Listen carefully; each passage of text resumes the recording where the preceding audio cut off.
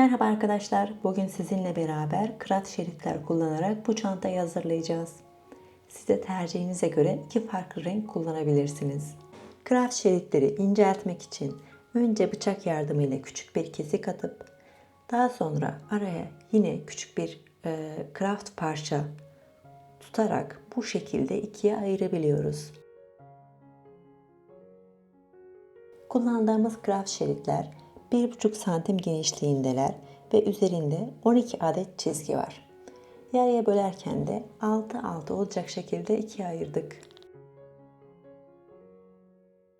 Sepet tabanında kullanacağımız malzemeleri gerekli ölçülerde kesiyoruz.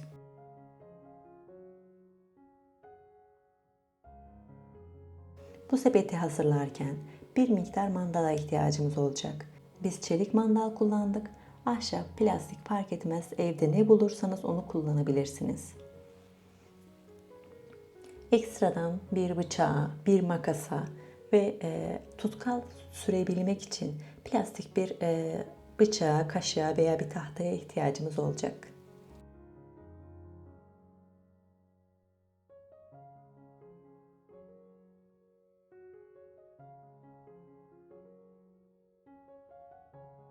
Biz sepet yaparken bu tutkalı kullandık. Gayet de memnun kaldık. Bir adet de kağıt banda ihtiyacımız oluyor. Arkadaşlar tutkalı böyle minik bir kaba dökerek oradan kullanmak daha kolay oluyor. Tavsiye ederiz. Şimdi geçelim kullanacağımız kraft şeritlere. Önceden kesip hazırladığımız tam boyda olan 2 adet 20 santimlik kraft şerit. İnceltilmemiş haldeler bunlar. 7 adet 25 santimlik şerit.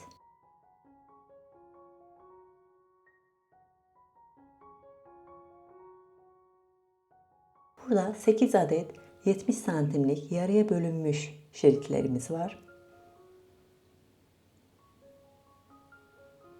13 adet 60 santimlik yine yarıya bölünmüş şeritler ve 4 adet 45 santimlik yarıya bölünmüş şerit.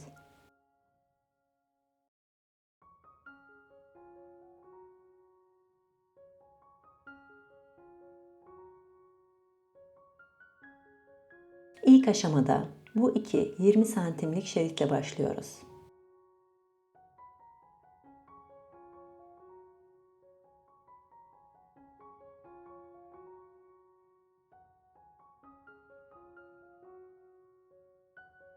...20 santimlik şeritlerden önce birini matın üzerine sabitliyoruz. Daha sonra diğerini dıştan dışa 25 santimlik mesafe olacak şekilde matın üzerine yerleştireceğiz.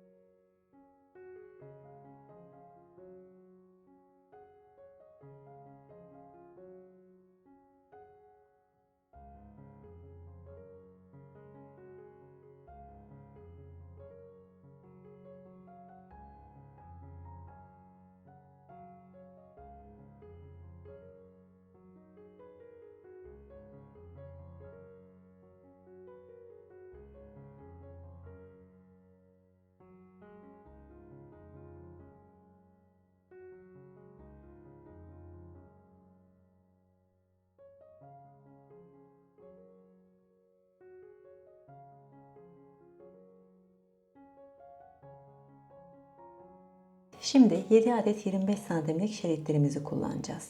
Bu aşamadan sonra tutkal kullanmaya başlıyoruz. Hemen küçük tabağımıza bir miktar tutkal koyduk.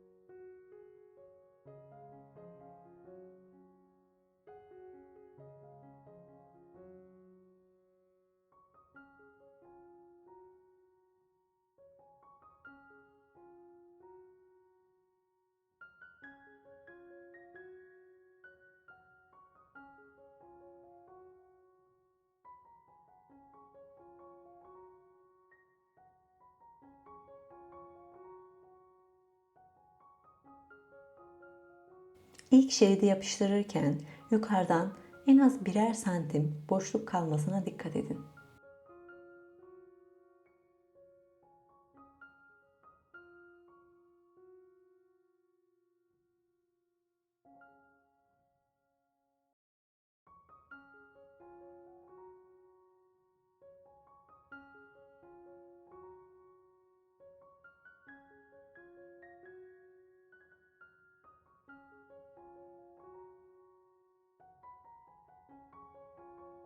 Bu yapıştırdığımız şeritler arasında yarım şeritlik mesafe kalması gerekiyor.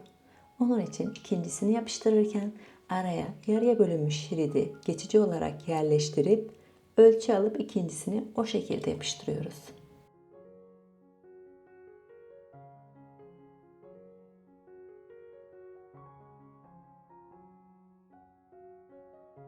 Bakın burada bunu ölçü olması amacıyla tutacağım ve hemen ardına boşluk kalmayacak şekilde ikinci şeridi yapıştıracağım.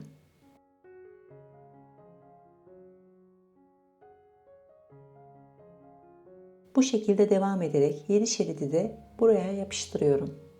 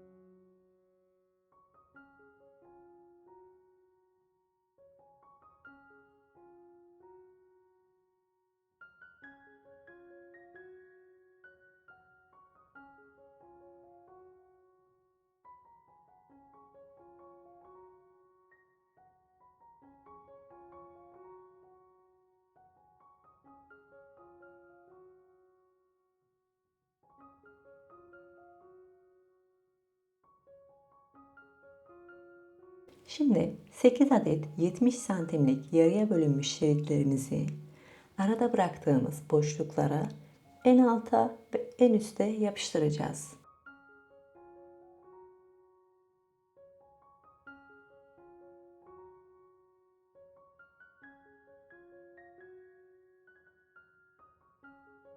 Tabanımıza bu yarım şeritleri yapıştırırken orta noktalarından yapıştırmaya dikkat edelim. O yüzden önce tabanı ölçerek kendi orta noktasını bulup işaretledik. Daha sonra şeritlerin orta noktasını bulup doğru bir şekilde yerleştirip yapıştırdık.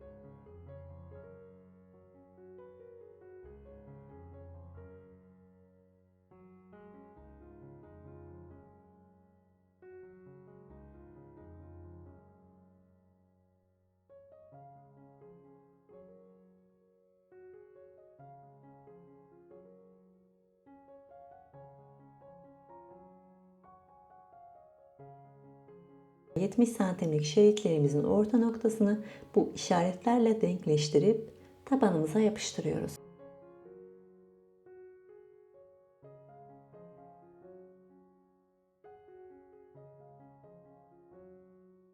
Yapıştırma işlemi esnasında acele etmeyin. Parmağınızla 5-10 saniye kadar üzerine baskı yapın.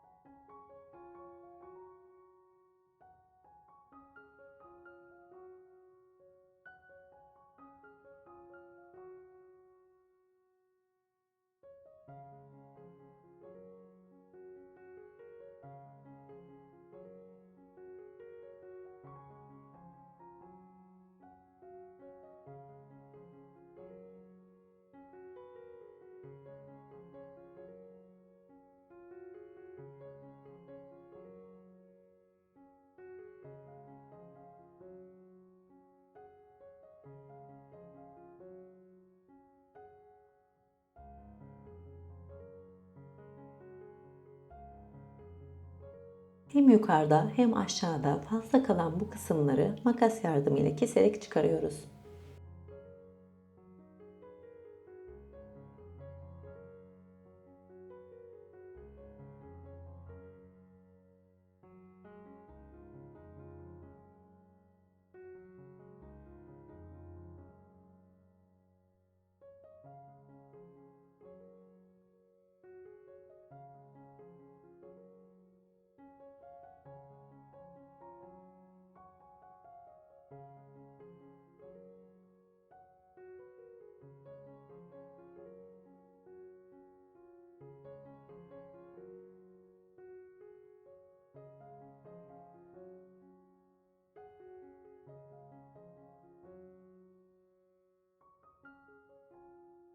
Şimdi sıra 13 adet 60 santimlik yarıya bölünmüş şeritleri kullanmaya geldi. Bunları da tabana dikey olarak yerleştireceğiz.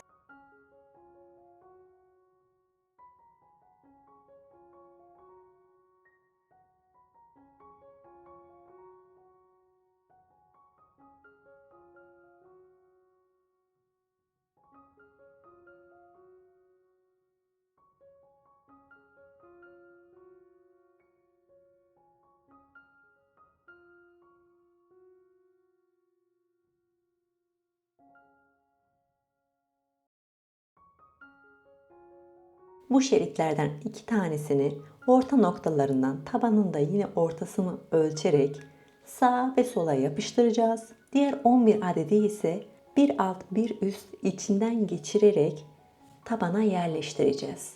Şimdi videoda izlediğinizde ne demek istediğimi gayet iyi anlamış olacaksınız.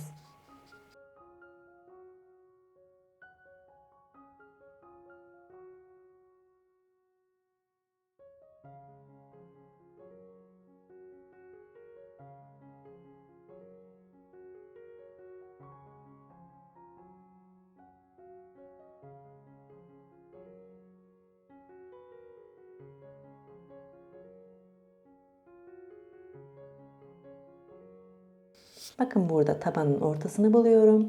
Şeridin ortasıyla denkleştirip buraya güzelce yapıştırıyorum.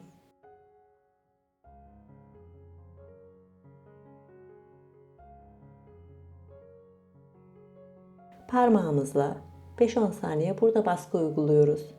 Çevreye çıkan tutkalları böyle ıslak bir mendilden faydalanarak fazlalıkları alıyoruz.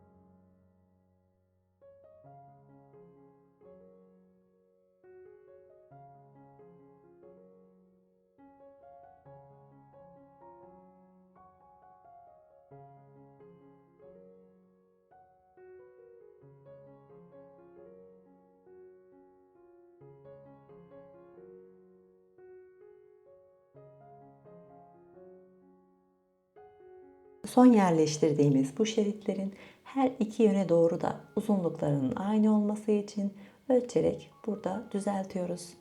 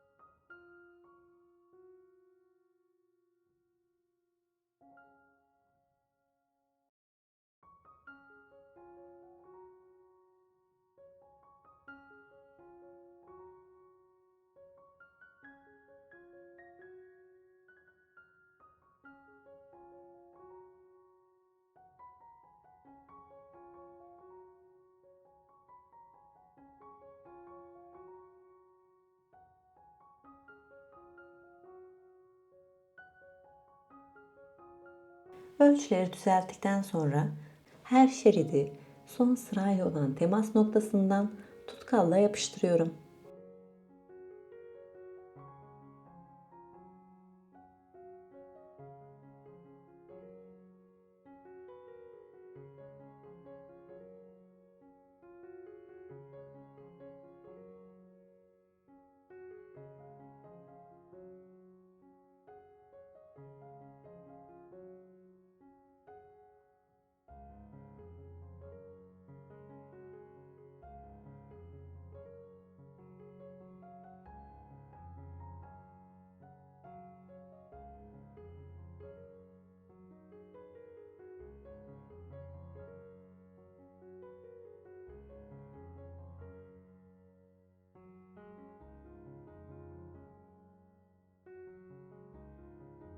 Sepetimizin tabanı büyük olduğu için güçlü olması adına ortadaki sıraya bir adet 60 santim uzunluğunda bütün halinde olan bir kraft şeridi yerleştiriyorum.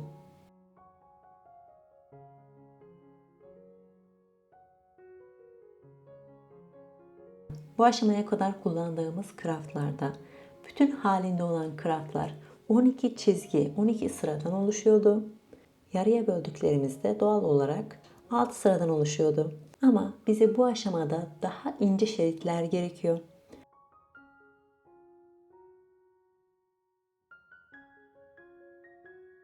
Bize tam 2 adet 7 metre uzunluğunda ikili şerit gerekiyor.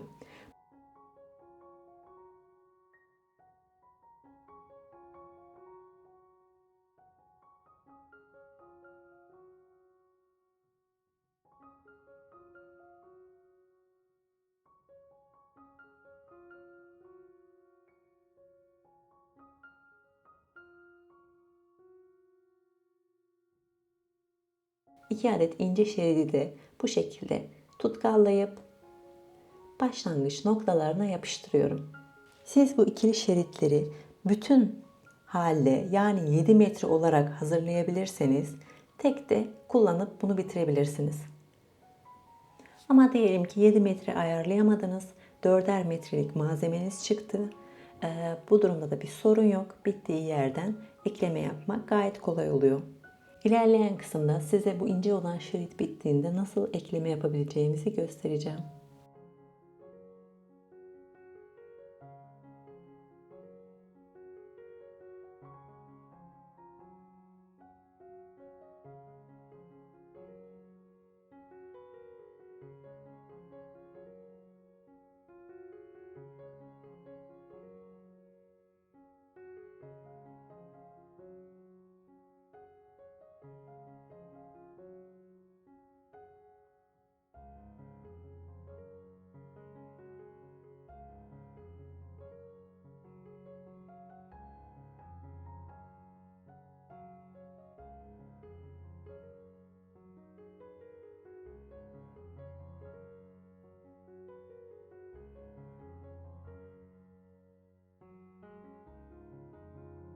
İnce olan iki şeritle de üçer sıra örgü yaptık.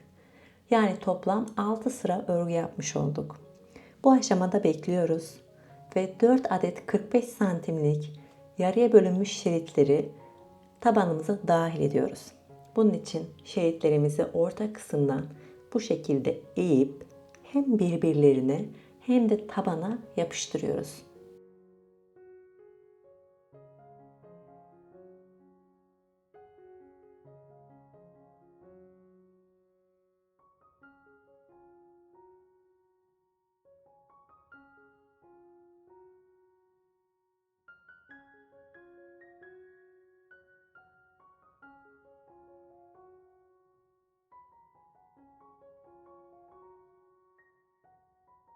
Bu aşamada tutkalla güzelce yapıştırıp üzerine kısa müddetli de olsa bir ağırlık koyuyoruz.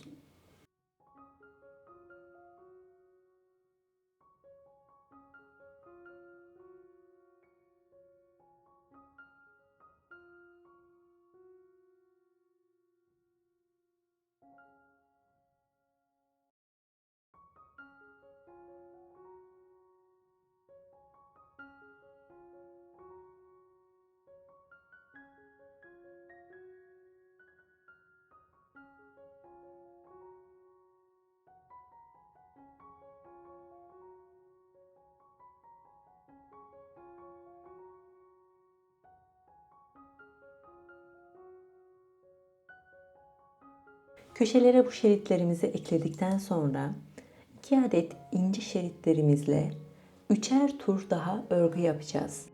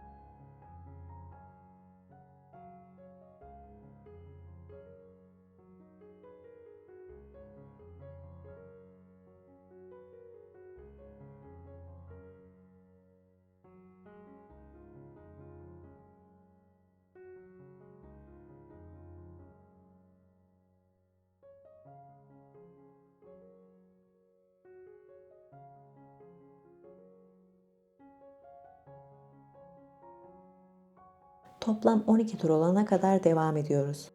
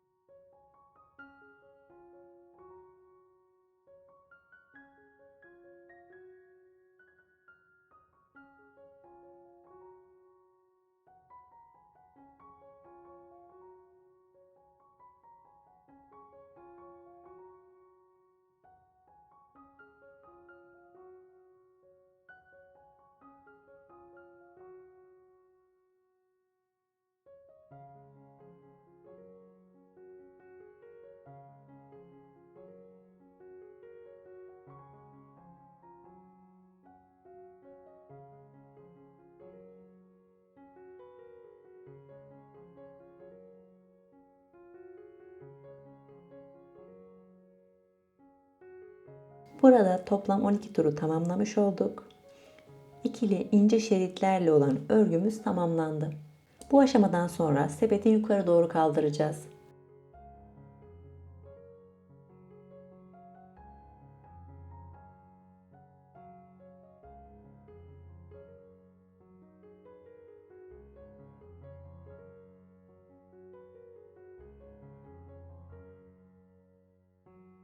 Yukarı doğru kalkacak olan bu şeritleri önden alıştırmak için bu şekilde eğiyoruz.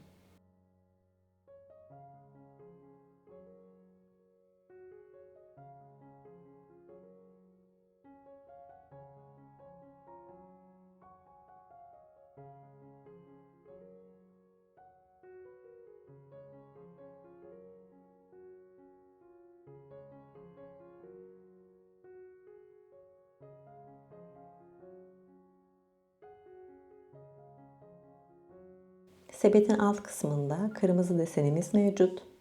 O kısmı yapmak için 2 adet 320 santimlik yarıya bölünmüş şerit alıyoruz. Önce birini alıp bir köşeden videoda olduğu gibi başlatacağız arkadaşlar. Bakın bu şekilde yerleştirip başlıyorum. Bu aşamadan sonra mandalları kullanıyoruz. Başladığımız yerden şeritler kendini dışa atmaması için sık sık mandalla dikey şeritlere sabitliyoruz.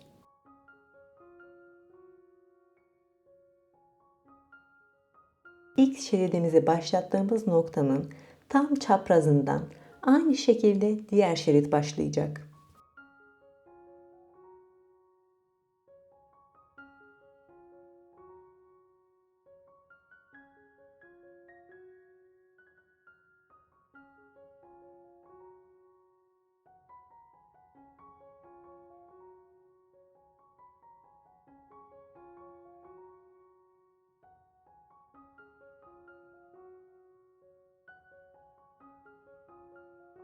Bu çaprazdan yeni şeridi yerleştirmemiz gerekiyor. Bakın ilkini yerleştirdiğimiz gibi birebir aynı şekilde yerleştiriyoruz. Ve bir alt bir üst olacak şekilde örgü yapıyoruz.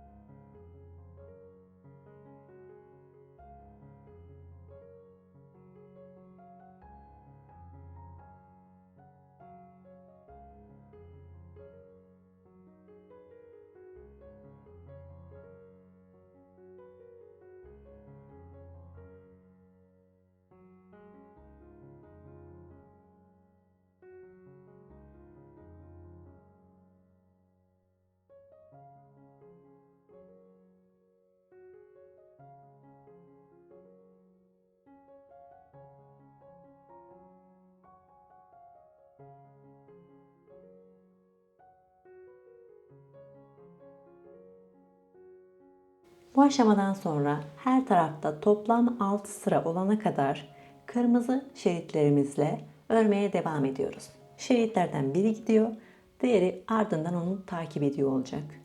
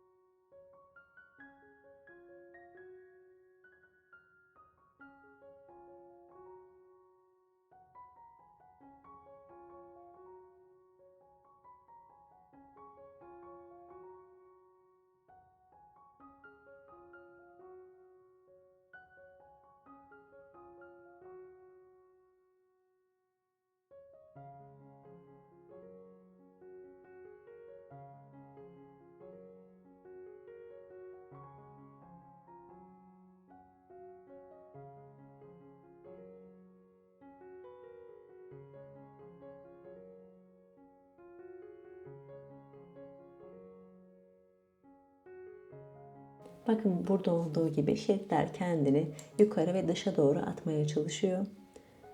Ama üzerine birkaç sıra daha ördükten sonra tam oturacak ve daha düzgün duracaklar. Şu an için örmeye devam ettikçe elimizle yerleştiriyor ve tabanın düz bir şekilde yukarı çıkmasına dikkat ediyoruz. Sepet kenarlarımızın ne yanlara doğru açılmasını ne de içe doğru eğilmesini istiyoruz.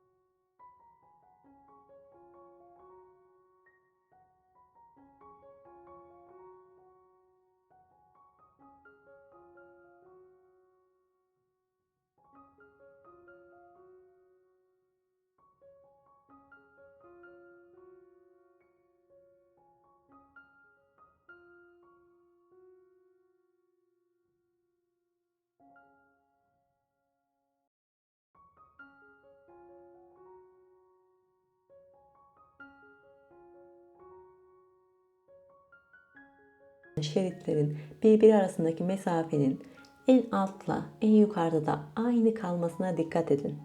Sepetin dik yukarı çıkabilmesi ve köşelerin düzgün olması için buna özen gösterin. Kırmızı yarım şeritlerle her tarafta toplam 6 sıra örüyoruz.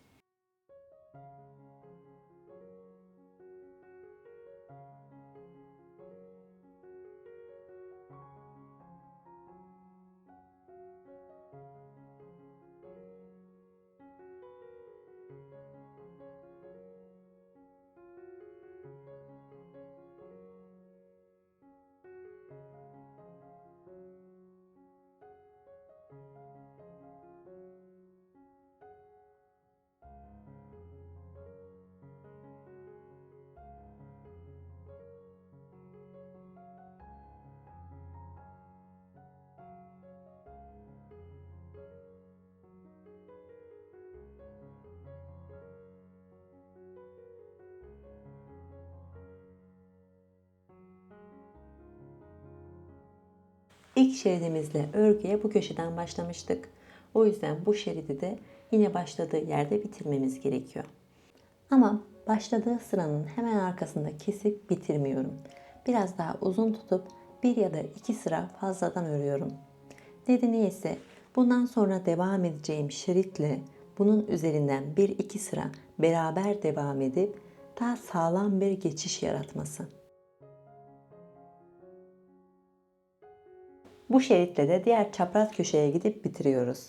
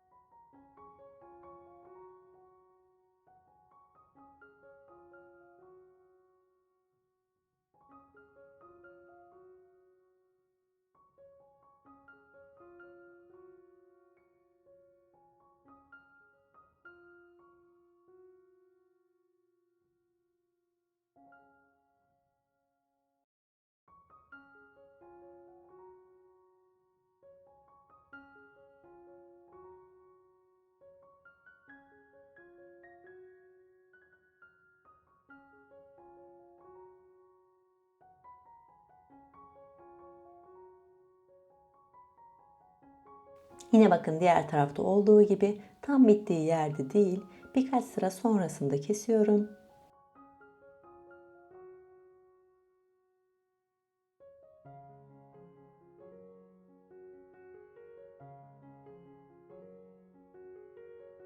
Sepetin devamını kahverengi şeritlerle örmeye devam edeceğim.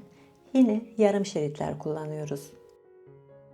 Bakın az önce size anlattığım, gösterdiğim gibi tam bu başladığı yerde bitiyor.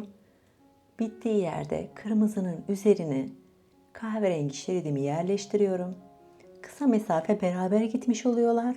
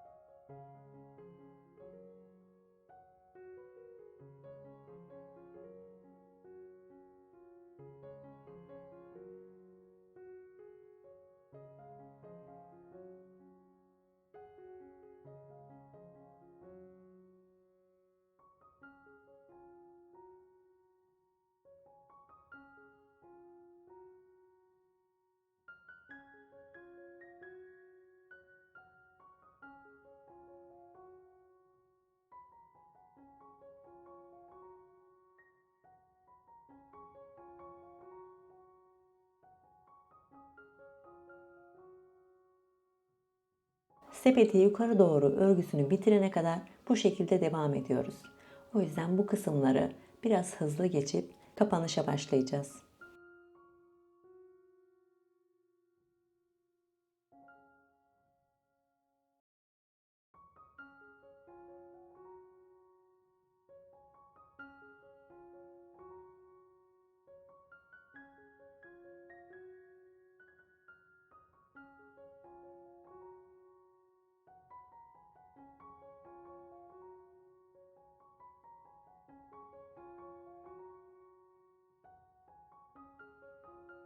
Kahverengi şeritlerle de toplam 17 tur örmüş olduk.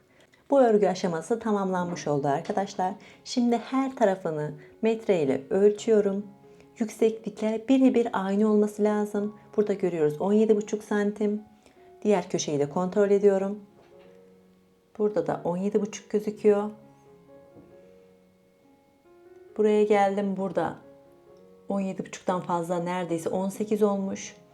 O yüzden ne yapmamız gerekiyor?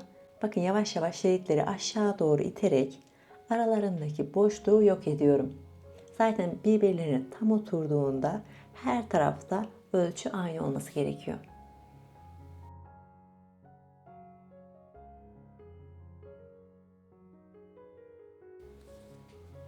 Tekrar kontrol ediyorum ve 17,5 santim. Sepetin her yönünde ölçü aynı olacak. Kahverengi şeritlerimizin bitiş aşamasında şeridi fazladan iç kısımda daha uzun bırakıyorum ve eğilimli bir şekilde buradan, yani içeriden yapıştırmış olacağım.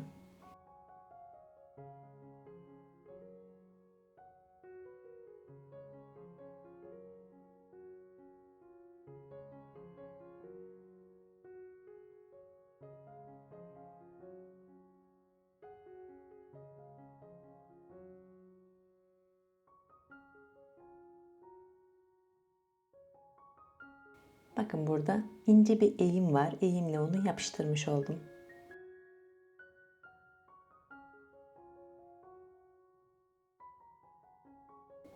Diğer şeridi de kendi bittiği köşeden bir miktar yan tarafa da devam edecek şekilde eğimle yapıştıracağım.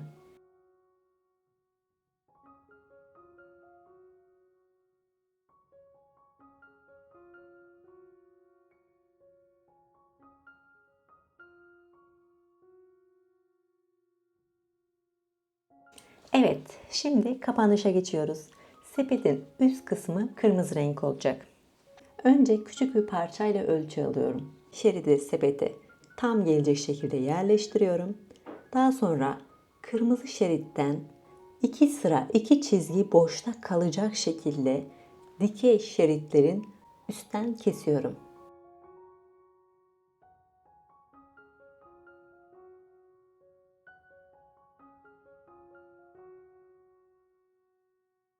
Evet, bütün şeritlerin üst kısmını doğru ölçüde kesmiş oldum. Ve hepsini sepetin son örgüsüne yapıştırıyorum.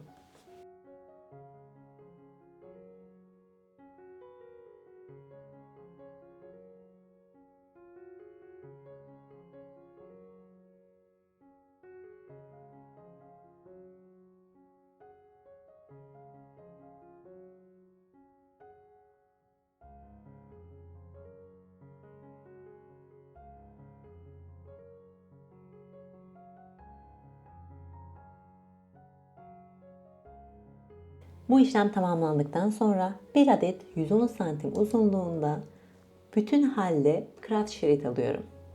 Bunu iç kısımdan az önce ölçü aldığım gibi sepete yerleştirip yapıştırmam gerekiyor.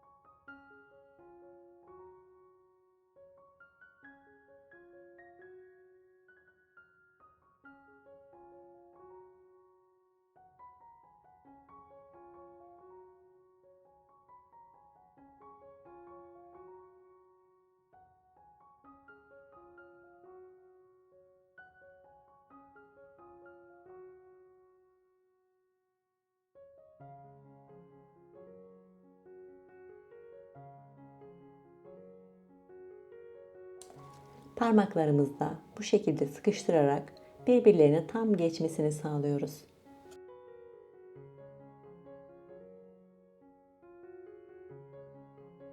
Dikey olan şeritlerimizi keserken kırmızı şeritte neden en az 2 sıra boşluk kalması gerektiğini şimdi açıklayacağız. Burada gördüğünüz gibi dıştan yerleştireceğimiz bütün şeridi yerleştirdiğimizde üst kısımda bir boşluk kalıyor. Bu boşluğun kalmaması veya yukarıdan kahverengi şeritlerin gözükmemesi için kırmızı renkli şeritten ikili sıra ayırmış olduk ve bunu en uç kısma bu şekilde yapıştırıyorum. Tam tur boyunca bu ikili sırayı yapıştırıyoruz.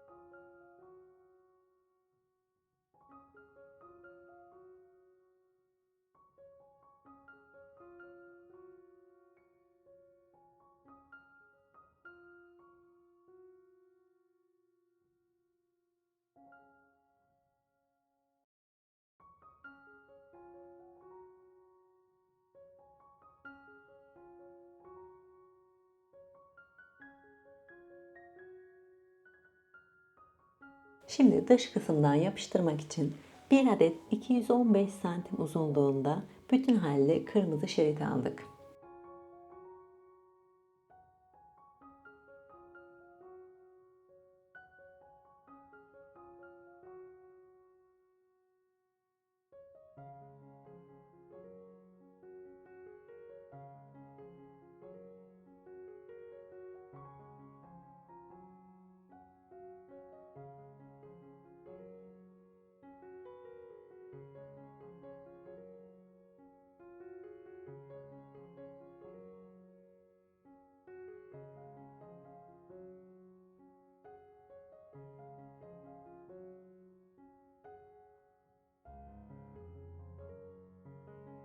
Şeridimizi güzelce tutkallayıp sepetimizin dışından yapıştırıyoruz.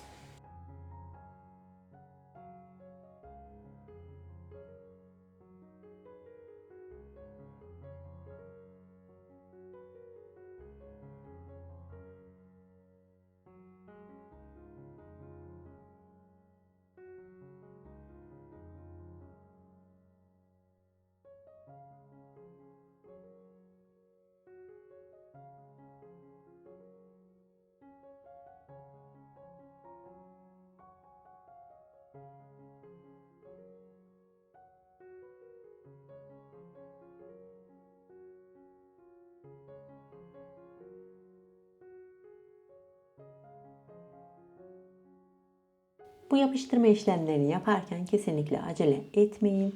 Elinizle güzelce baskı uygulamanız gerekiyor.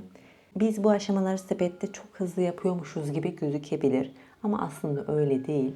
Bazı yerlerde video hızlandırıldı. Ayrıca videonun farklı kısımları farklı günlerde çekildi. Yani üzerinde detaylı bir emek var arkadaşlar. Oturup birkaç saat içerisinde bu sepeti çıkaramıyoruz. Çünkü beklememiz, dikkat etmemiz ve yavaş yavaş yapmamız gerekiyor. Acele etmeden keyif alarak sepeti örmenizi tavsiye ederim.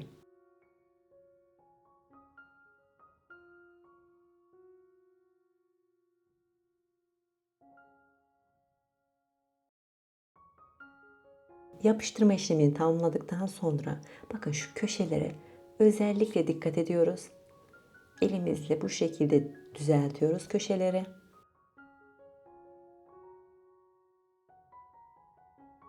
Elimizle veya plastik bir aparatla bu sıraların iç içe geçip tek bir sıraymış, bir bütünmüş haline bürünmesi için baskı yapıp sıkıştırıyoruz.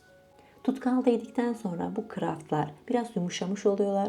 O yüzden elimizle baskı yaptığımızda birbirlerine yapışıp iç içe geçiyorlar.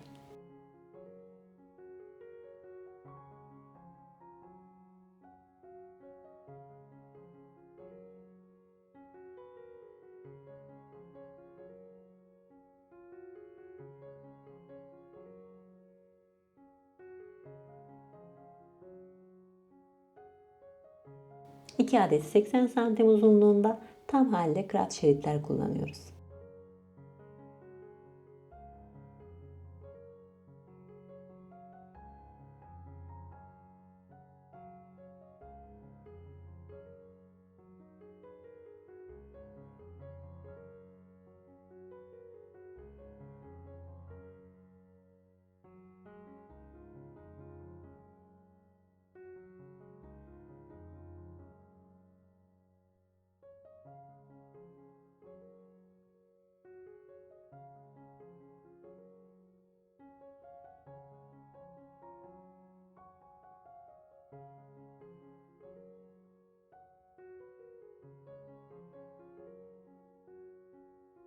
...80 santimlik bu şeridi sepetin ortası ile ortalamamız gerekiyor. Yani sepetin ortasından iki tarafa doğru da 40'ar santimlik mesafesi olması gerekiyor.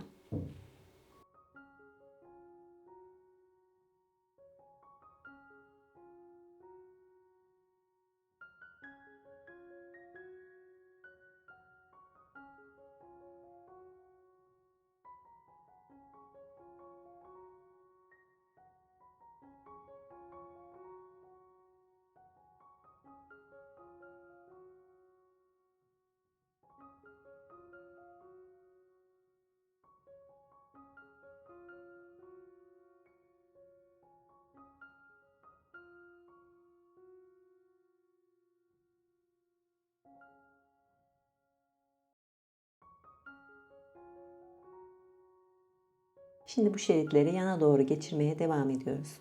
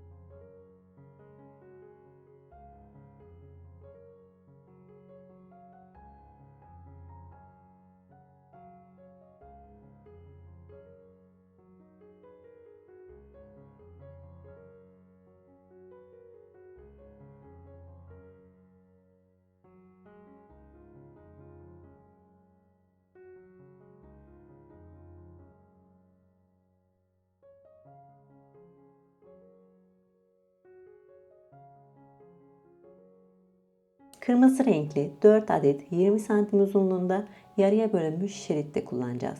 Şimdi bir adedini aldık. Bunu ikiye katlayıp uçlarını birbirine yapıştırıyoruz.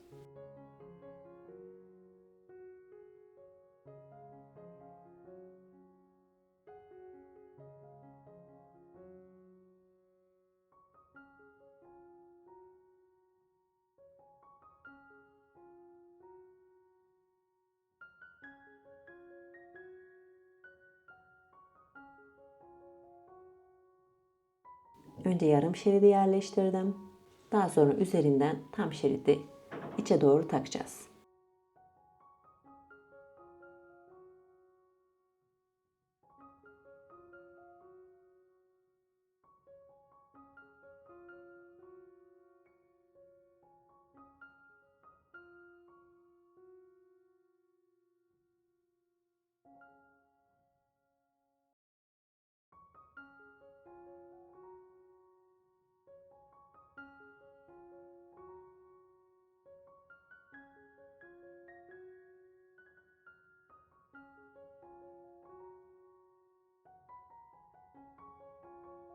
Bu şekilde güzelce eğerek kırmadan sap bağlantı kısmını hazırlamış oluyoruz.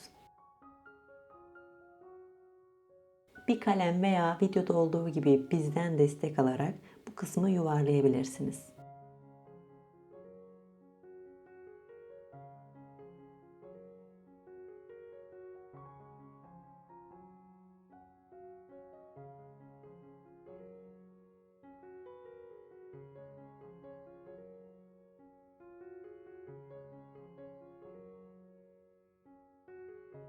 Burada 4 adet yaylı halka kullandım. Halkalar 3 santim genişliğindeler.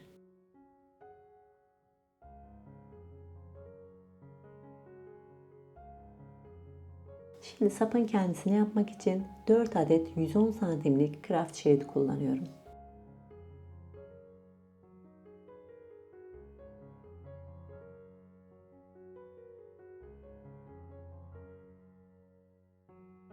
Kraft şeridin bir tarafını görece kısa tutarak bu şekilde eğiyorum.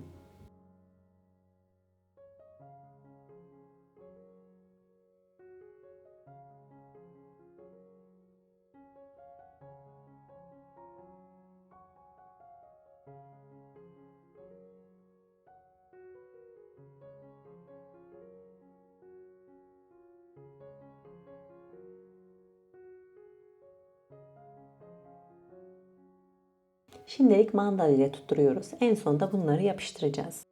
İç kısımda kalan şerit bir tarafta kısa, diğer tarafta ise uzun oldu. Bunu bilerek öyle yaptık. Bir sonraki aşamadan nedenini anlamış olacaksınız.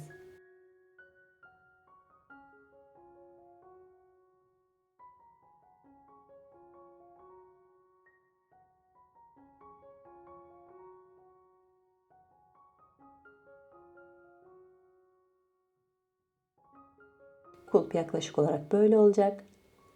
Burada kontrol ediyoruz ölçüsünü.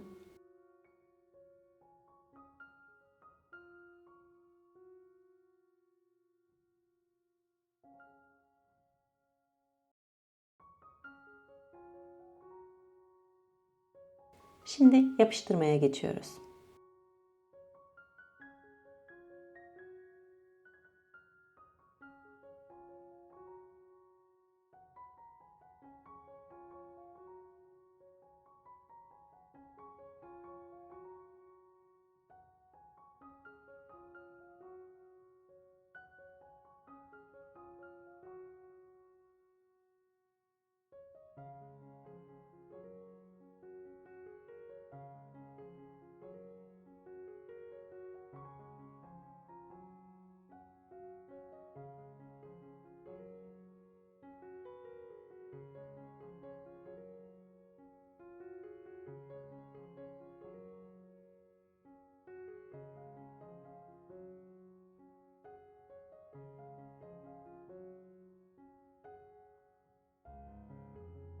Bakın az önce söylediğim gibi bu kısım daha kısa, diğer kısımsa uzun.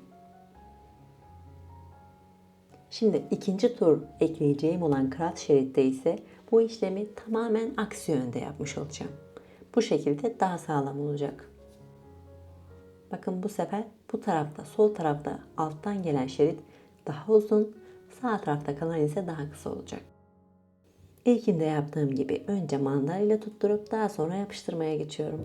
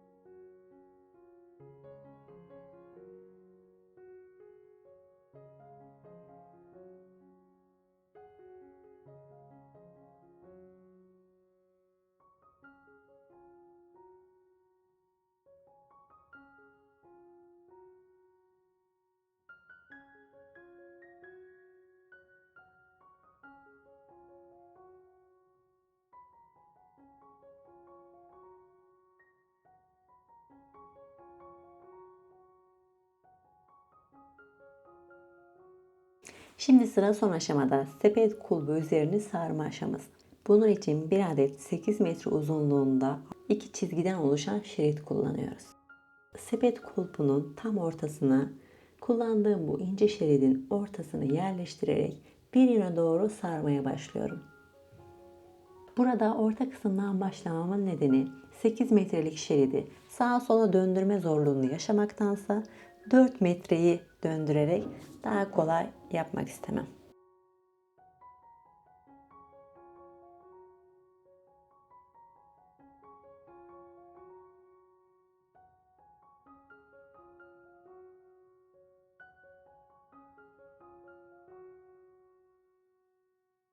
Sepet sapının aşağı kısmına 3 adet çiçek deseni yapmak istiyorum. Bunun için 3 adet kısa, 2 çizgili kırmızı şerit kestim. Bakın videoda olduğu gibi yerleştiriyorum. Parmağımla tutuyorum. Birkaç sıra bu şeritle sararak sabitlemiş oluyorum. Ve videoda gördüğünüz gibi devam ediyorum.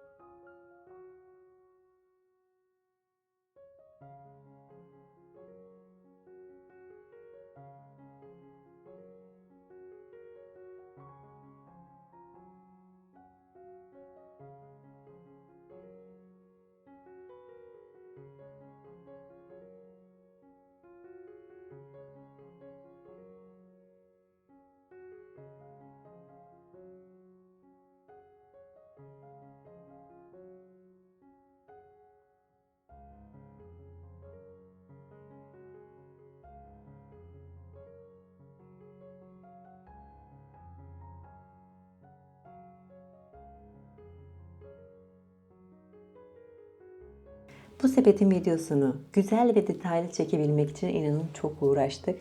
Defalarca aynı sepeti yapmamız gerekti. Umarım sizin için faydalı ve güzel bir video oluşturabilmişizdir. Yine de kusurlarımız olduysa affola, elimizden bu kadar gelmiş oldu. Yorumlarda sorularınız olursa bize iletebilirsiniz. İlk fırsatta cevaplamaya çalışırız. Eğer bu videodan faydalanarak sepeti yaparsanız fotoğrafını bizimle de paylaşmayı unutmayın. Fotoğrafları görünce çok mutlu oluyoruz. İzlediğiniz için teşekkür ederiz. Sevgiyle kalın.